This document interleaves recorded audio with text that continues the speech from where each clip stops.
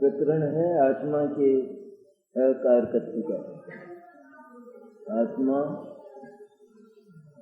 रागादि विकार का अकारक अर्थात अकर्ता है। ये आत्मा की काफी बड़ी प्रतिष्ठा की बात है। आत्मा इज्जत वाला पदार्थ, इसलिए वह रागादि जैसे हल्के भावों को, जघन्य भावों को, अपनी इज्जत के विरुद्ध भावों को करे, ऐसा आत्मा का स्वभाव नहीं। स्वभाव आत्मा का ऐसा है कि वह रागादि भावों को न करे। तो भी अज्ञानी अपने आप को रागादिमय मानता हुआ रागादि भावों का करता होता है। अपने को रागादिमय मानता हुआ रागादि का करता होता है। सचमुच आत्मा के स्वभाव को देखा जाए तो आत्मा राग का करता नहीं है, क्योंकि आत्मा के भीतर जैसे ज्ञान और आनंद आदि गुण हैं, इस तरह राग नाम का कोई धर्म और कोई स्वभाव आत्मा में नहीं है कि वह इसको कर सके। तात्विक बात है, इसको राग आत्मा का स्वभाव नहीं है। यह बात निमित्त की ओर से आचार्य ने सिद्ध की। आत्मा हमेशा ही अन्य पदार्थ, राग हमेशा ही अन्य पदार्थ के होने पर होता है, इसलिए वह आत्मा का स्वभाव नहीं हो सकता। तो राग को छोड़ने के लिए परद्रव्य को छोड़ना चाहिए, छोड़ना पड़ता है, अन्यथा राग को छोड़ने के लिए परद्रव्य को छोड़ो, यह उपदेश जिनवाणी का व्यर्थ हो जाएगा, निरर्थक होगा। तो क्योंकि राग का संबंध परद्रव्य से है, इसलिए परद्रव्य के छोड़े बिना राग छूटता नहीं है। इसका उदाहरण इन दो गाथाओं में मुनिराज को लेकर यहाँ आधा करनी और उद्देशित आहार को उदाहरण के रूप में प्रस्तुत किया है। जो मुनि आधा कर्म से उत्पन्न और उद्देश्य से उत्पन्न आहार का परित्याग नहीं करते, तो वे उसके निमित्त से होने वाला जो पाप, उसका भी परित्याग नहीं करते। अब इसको प्रकरण पर आचार्य घटाते हैं। टीका में था न, जैसे अधः कर्म से उत्पन्न और उद्देश्य से उत्पन्न हुए निमित्त रूप उद्गत द्रव्य का प्रत्याख्यान न करता हुआ आत्मा नैमित्तिक दोष बंध साधक भाव का प्रत्याख्यान नहीं करता। जो आहार के दोष हैं दो प्रकार के, तो उस आहार का अगर वो परित्याग न करे तो उस आहार के सेवन के भाव का परित्याग कर दिया। आहार का तो सेवन किया, आधा करनी आहार, पाप से उत्पन्न हुआ आहार, और मुनिराज के उद्देश्य से निमित्त से बनाए हुआ आहार, इसका त्याग अगर मुनिराज न करें तो फिर आहार को ग्रहण करने का जो पाप भाव, उसका त्याग हुआ नहीं हुआ। तो आहार का अगर त्याग नहीं किया तो उस आहार के लक्ष्य से होने वाले पाप भाव का, बंध साधक भाव का भी परित्याग नहीं होता। तो आहार का परित्याग कर दिया जाए तो उसके साथ जुड़े हुए, उससे लगे हुए, उसके संबंध में होने वाले भाव का भी त्याग हो जाता है। ये तो वह उदाहरण अब जो सिद्धांत है ना खास, उस पर बताते। और अधकर्म आदि उद्गल द्रव्य के दोषों को आत्मा वास्तव में नहीं करता, क्योंकि वे उद्गल द्रव्य के परिणाम हैं, इसलिए उन्हें आत्मा के कार्यत्व का अभाव है। उद्गल द्रव्य में आधा कर्म और उद्देशिक नाम का जो दोष पैदा होता है, तो उसका कर्ता आत्मा नहीं है। उद्गल द्रव्य का परिणाम है, उसका कर्ता आत्मा है नहीं है।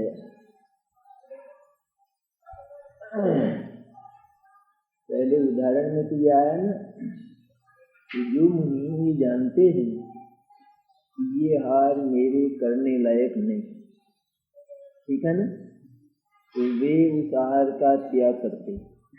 उदाहरण में क्या है, आधा कर्म से उत्पन्न और उद्देश्य से उत्पन्न जो आहार है वो मेरे करने लायक नहीं है, ऐसा जो मुनिराज जानते हैं, तो वे उस आहार का परित्याग करते, उसका प्रत्याख्यान करते, उसका त्याग करते। ठीक होगी बात। अब इधर जो आत्मा ये जानता है कि उद्गल द्रव्य में उत्पन्न होने वाला परिणाम मेरा कार्य नहीं, मेरे से वो बिल्कुल भिन्न प्रकार की दूरवर्ती मेरे अधिकार क्षेत्र के बाहर की चीज है, इसलिए इसमें मेरे कार्यत्व का अभाव है, अर्थात मैं उसको करता नहीं हूँ। जिसने ऐसा जाना उसने समस्त ही उद्गल द्रव्य का प्रत्याख्यान कर दिया, छोड़ दिया कि नहीं। वह मेरा कार्य नहीं है, उसमें मेरा अधिकार नहीं है। जिसने ऐसा जाना उसने पहले अज्ञान दशा में उनके प्रति जो ममत्व स्थापित करके उन सारे ही पदार्थों में अपना स्वामित्व स्थापित किया था और उनके कार्यों को वह अपना कार्य मानता था। अब क्योंकि ये मेरे नहीं हैं और मेरे से बिल्कुल न्यारे हैं, ऐसा जानता हुआ वो समस्त ही उद्गल द्रव्य का प्रत्याख्यान कर देता है।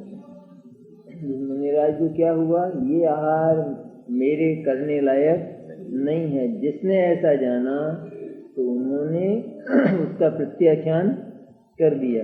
इस तरह जिस आत्मा ने, जिस ज्ञानी ने ये जाना कि ये उद्गल द्रव्य का परिणाम मेरा नहीं है, इसका स्वामी, इसको करने वाला, इसका सर्वाधिकारी उद्गल द्रव्य है। उद्गल का एक एक परिणाम वो सर्वाधिकार सुरक्षित है। उद्गल ने उसको सर्वाधिकार सुरक्षित कर रखा है, अर्थात मेरे परिणाम को कोई दूसरा नहीं कर सकेगा, ऐसा सर्वाधिकार सुरक्षित नहीं कहलाता। ऑल राइट्स रिजर्व, सारे अधिकार सुरक्षित हैं। तो पुस्तक लिखता है ना, तो फिर उसका जो प्रकाशन करवाता है सर्वाधिकार सुरक्षित नहीं करता, ऑल राइट्स रिजर्व, ऐसा करता है कि नहीं। क्या मतलब, कोई दूसरा नहीं छपा सकेगा, अर्थात इसका जितना लाभ है संपूर्ण वह मैं ही आजीवन प्राप्त करता रहूंगा, यह अर्थ हुआ ना उसका। इस तरह उद्गल का एक एक परिणाम आधा कर्मी और उद्देशिक जो उद्गल द्रव्य है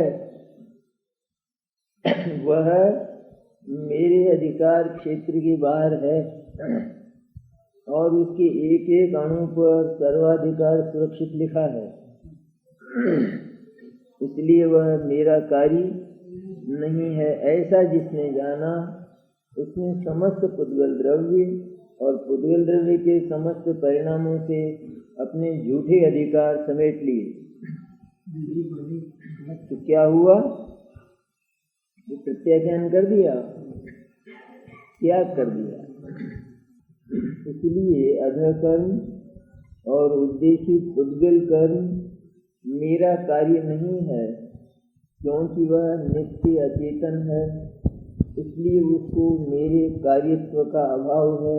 विज्ञान पूर्वक निमित्त भूत उद्गल हृदय का प्रत्याख्यान करता हुआ आत्मा अर्थात मुनि जैसे नैमित्य भूत बंध साधक भाव का प्रत्याख्यान करता है, इस प्रकार जैसे वे मुनिराज तत्वज्ञान पूर्वक, तत्वज्ञानी तो होते ही हैं, होने ही चाहिए, तो वो जानते हैं कि यह आहार मेरे लायक नहीं है। ऐसा जिसने जाना मेरे लायक यह आहार नहीं है, तो आहार की उस द्रव्य की ओर है ना लक्ष्य, आहार ऐसा आहार मेरे लायक नहीं है। तो जिसने उस आहार का त्याग किया, मेरे लायक नहीं है मैंने त्याग किया, तो उसके साथ उसके ग्रहण का भाव होगा। और पहले वो आहार ग्रहण किया जाता था तो उस आहार के साथ में होने वाला जो भाव है वो भी ग्रहित था ना, था या नहीं था। अब उस आहार का परित्याग किया है तो उस आहार के साथ होने वाले भाव का परित्याग हो गया है, क्योंकि उस भाव का संबंध उस द्रव्य से है। जहाँ वो द्रव्य चला जाता है तो वहाँ वो भाव भी चला जाता है। इस प्रकार तत्वज्ञान पूर्वक निमित्तभूत पूर्वल द्रव्य का प्रत्याख्यान करता हुआ आत्मा अर्थात मुनि जैसे नैमित्तिकभूत बंध साधक भाव का प्रत्याख्यान करता है, उसी प्रकार समस्त परद्रव्य का प्रत्याख्यान करता हुआ आत्मा इसी तरह समस्त ही परद्रव्य का जिसने प्रत्याख्यान किया। कैसे किया प्रत्याख्यान? यह मेरा नहीं है, इसका कोई भी कार्य मेरा नहीं है, यह मेरे लायक नहीं है, ये मेरे ग्रहण करने लायक नहीं है। ऐसा जिसने जाना तो पहले उसे ग्रहण करने लायक मानता था, भाव का परित्याग इसके साथ हो गया, प्रत्याख्यान हो गया। ऐसा प्रत्याख्यान होता पहले कि जिसमें विश्व का एक अणु मात्र भी ममत्व में शामिल नहीं रहता। समस्त ही परद्रव्य, समस्त परद्रव्य का प्रत्याख्यान करता हुआ उसके स्वरूप को, उसकी सीमाओं को, उसकी कार्य प्रणाली को, उसकी शक्तियों को, उसके द्रव्य क्षेत्र काल भाव को, उसके उत्पाद व द्रव्य को, उसकी स्वतंत्रता को जिसने जाना, उसने अपने सारे नकली अधिकार समेट लिए। इसका नाम प्रत्याख्यान। पहले कोई ग्रहण हो गया था वो नहीं, जैसे ग्रहण किया था उसी तरह त्याग किया। क्या? जैसे ग्रहण किया था उसी तरह त्याग किया। ग्रहण कैसे किया था? मेरा है, इस तरह ग्रहण किया था, मेरा नहीं है, इस तरह इसका त्याग हो गया।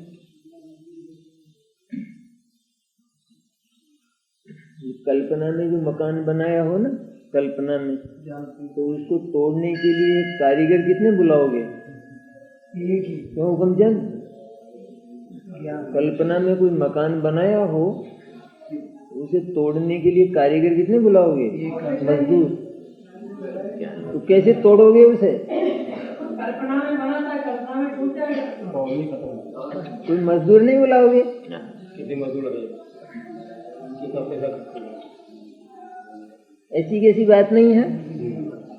कल्पना में संपूर्ण विश्व को अपना स्वीकार किया गया था और उस कल्पना का जो बंगला है उसको तोड़ दिया गया, तो मंजिलें समाप्त हो गई सारी।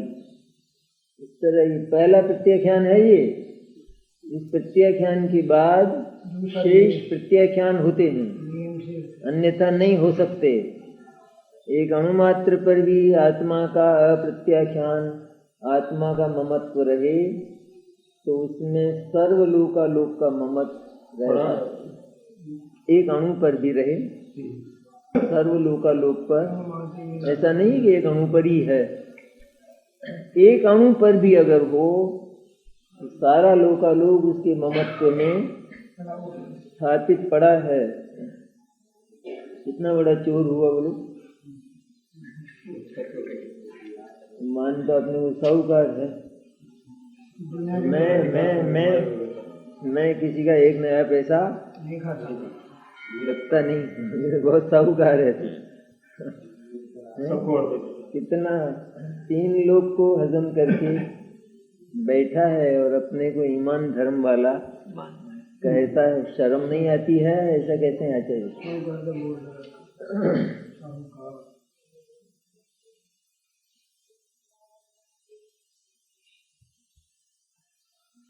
तो इसी प्रकार समस्त पद्रव्य का प्रत्याख्यान करता हुआ क्या करता हुआ आत्मा उसके निमित्त से होने वाले भाव का प्रत्याख्यान करता है। इस तरह समस्ती पद्रव्यों का जिसने प्रत्याख्यान किया उसने उसके निमित्त से होने वाले मिथ्या दर्शन का वमन कर दिया, उल्टी कर दी इसकी मिथ्या दर्शन की। क्योंकि वो मिथ्या दर्शन का भाव उन अन्य पदार्थों से संबद्ध था। किस रूप में संबद्ध था? ये मेरे हैं, इस रूप में संबद्ध था। और मिथ्या दर्शन क्या बोलने लगा? मेरे नहीं हैं, इस तरह। और प्रत्याख्यान कैसे होता है? जैसे पहले समय सार में इसी में आया ना, जीव जीव अधिकार में प्रत्याख्यान की बात आई कि नहीं? कौन सी गाथा में आई? 34वीं गाथा में। ज्ञान ही प्रत्याख्यान है। आत्मा के लिए त्याग का तो नाम लिया जाता है। त्याग व्याग आत्मा करता नहीं, त्याग का तो नाम मात्र है ना। और आज त्याग की आंधी कितनी है? आंधी है लेकिन आगे कुछ नहीं है। और वहाँ क्या लिखा कि क्यों हल्ला मचाते हो बिना काम? त्याग का आत्मा किसका त्याग करे? उसने ग्रहण क्या किया था? कुछ ग्रहण किया है? पर पदार्थ का ग्रहण आत्मा से होता ही नहीं है, क्योंकि पर पदार्थ की सीमाएं न्यारी हैं, अलग हैं। 2 पदार्थ कभी भी एक दूसरे की सीमा में आते नहीं हैं। इसलिए ग्रहण की बात तो सर्वथा झूठी है। जब ग्रहण की बात झूठी तो त्याग की बात सच्ची क्यों? हुक्मचंद, त्याग बहुत किया था ना चातुर्मास में। त्याग आखिर करे किसका त्याग? आत्मा तो त्याग करे तो उसके भीतर जो धर्म है, गुण, उनका त्याग करे। और उसके पास कुछ है ही नहीं। त्याग काहे का हो? जो पास में हो उसका त्याग हो ना। तो आत्मा के पास क्या है? परद्रव्य है आत्मा के पास। मिलता है कभी? मिलता नहीं है। तो फिर वो त्याग काहे का करे? उसके पास जो है उसका त्याग करे। तो कहते हैं धर्म का त्याग करे और काहे का करे? उसके पास सम्यक दर्शन ज्ञान चारित्र के धर्म और शक्तियां हैं। त्याग करना चाहे तो उनका त्याग करे, और उनका त्याग होता नहीं। त्याग का तो कथन और अन्य का ग्रहण, पर का ग्रहण कभी होता नहीं है। इसलिए त्याग की बात तो एक कथा है, कथा कहानी नाम मात्र है।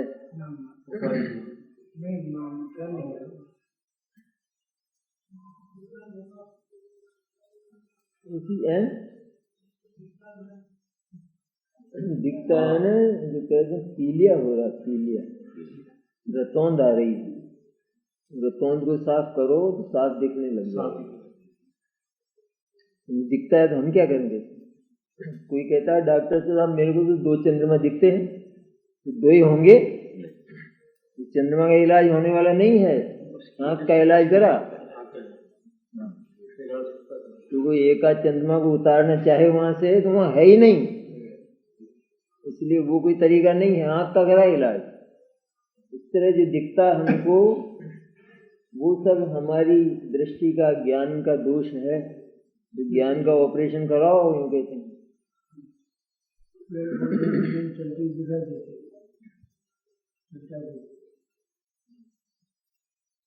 इस प्रकार समस्त पर्दवे का प्रत्याख्यान करता हुआ आत्मा उसके निमित्त से होने वाले भाव का प्रत्याख्यान करता है। इस प्रकार द्रव्य और भाव को निमित्त नैमित्तिकता है। श्रद्धा में और चारित्र में, दोनों में इसी प्रकार की बात है। पहला प्रत्याख्यान हुआ श्रद्धा में, मेरा नहीं है। ऐसा होने पर भी पर पदार्थ और उनके प्रति राग रहता है। तो क्या होता है कि जब पर पदार्थों के प्रति ये मेरे ग्रहण करने लायक, राग करने लायक नहीं है, ऐसा जब जाना तो उन पदार्थों के प्रति राग का भी प्रत्याख्यान हो जाता है। इस प्रकार द्रव्य और भाव को निमित्त नैमित्तिकता है। इस प्रकार द्रव्य और भाव ये दोनों न्यारे न्यारे होने पर भी एक व्यवहार है ऐसा कि भाव तभी पैदा होता है कि जब उसके लायक दूसरा द्रव्य हो। भाव का त्याग तभी होता है जब उसके लायक उस द्रव्य का त्याग कर दिया जाए। इस तरह द्रव्य और भाव का यह जो एक कहा जाने वाला संबंध है उसको निमित्त नैमित्तिक कहते हैं।